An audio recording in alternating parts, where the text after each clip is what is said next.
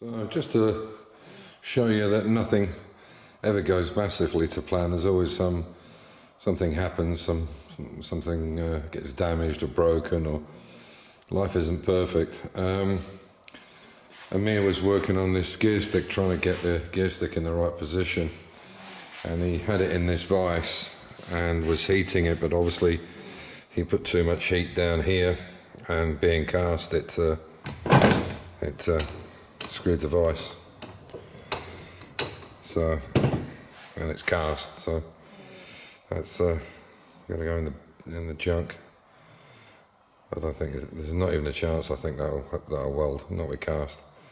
But it just shows you things go wrong. You know, shit happens. I mean, the vise is obviously still broken. You can see there, but Amir has put 5mm steel plate on each side of this and here. And I mean, it will suffice. It does tighten up, and I wouldn't overstretch it, but it's better than nothing. See, oh, it tightens up quite well. But anyway, it'll do the job. So he's made amends for breaking it. In actual fact, it was force. He did have heat on the bar, but it's his sheer strength, and it's surprising because he's only about 70 kilos soaking wet. But he's a hell of a strong guy.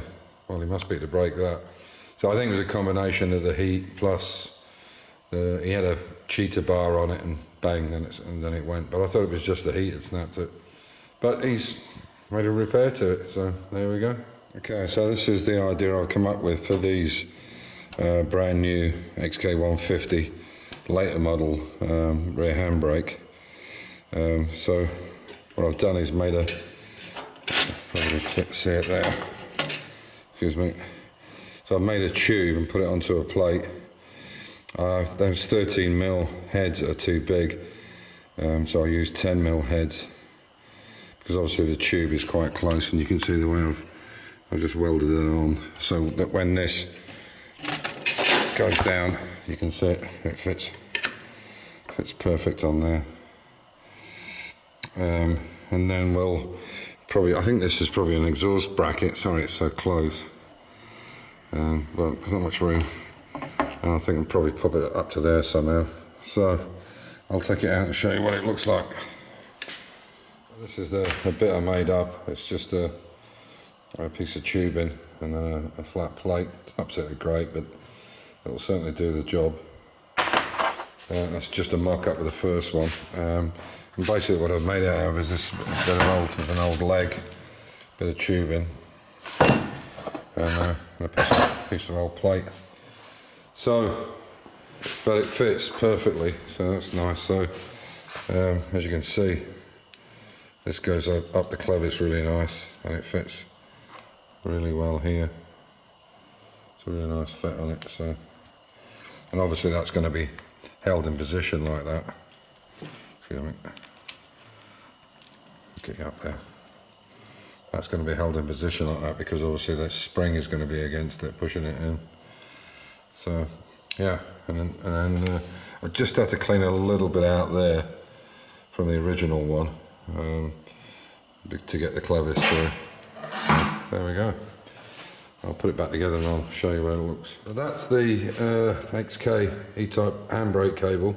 XK Jaguar XK150 handbrake cable, and there's two sides on a certain model. I need a clevis for it, but I put something in there just now that might operate it, so you can see. So you can see it. I can pull it. Can't really do it with one hand, but it does operate. If I pull it back, maybe. Hang on, there you go. You see it's got to operate against the spring, but we need something on the backstop, but you can see there, that's going to operate. So I'll take you inside. So you can see there I've got two welded, two lock nuts, nylocks on the back there.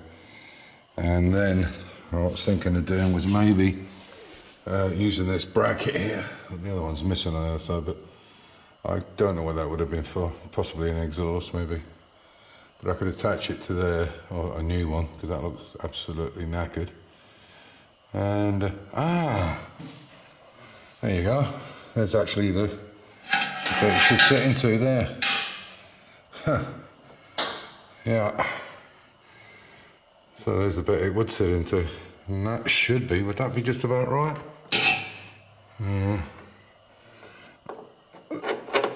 That would sit in there. Yeah, no, the cable would be too small. We'll have to route it another way. But anyway, that's how it's going to go on. Okay, so you can see there's the handbrake. Not got a nice grease nipple on it. And Amir's made this tubular to extend it so that we've got plenty of adjustability on there, on these two, on the arm. So we use the original bracket, yeah, so you can see they come out about the same length as the other one. The angle's not quite as good on that one, but again, just made a bit of a bracket just to hold it. And this one's, yeah, it needs to be tightened up, but you can see, but it works. It both work. So now we have brakes all the way around. So the next job is to do something with this exhaust. Exhaust, a bit of pipe. So I've got a couple of boxes upstairs, so we're going to put them on just to quieten it down a little bit. And I'll show you what they look like. This will be in the next video when we do that. In the next video. Yeah, just kind of quieten it down a bit. Yeah, but that's bloody awful. That. I think we need to cut back all that welding. And but at least, as I say, we have brakes all the way around now, which is great news. So, big time rain. So Amir's been down here under the cover of our tent, putting wheels on the cab. There were some old junk wheels that we had and some little ones, so we've stabilised the back there, but he's put these rods down